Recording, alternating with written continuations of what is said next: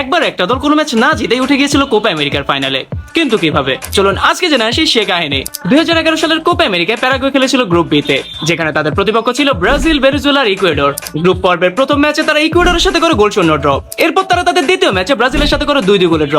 আর তাদের গ্রুপ পর্বের শেষ ম্যাচে ভেনেজুয়েলার সাথে একটা থ্রিলার ম্যাচে করে 3-3 গোলে ড্র। কোনো ম্যাচে জয় পরাজয় ছাড়া তারা উঠে যায় কোয়ার্টার ফাইনালে। আর কোয়ার্টার ফাইনালে তারা আবার মুখোমুখি হয় ব্রাজিলের সাথে।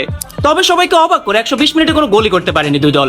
উল্টো ব্রাজিলকে 2-0 গোলের টাইব্রেকারে হারিয়ে সেমিফাইনালে চলে যায় প্যারাগুয়ে। সেমিফাইনালে তারা মুখোমুখি হয় ভেনেজুয়েলার সাথে।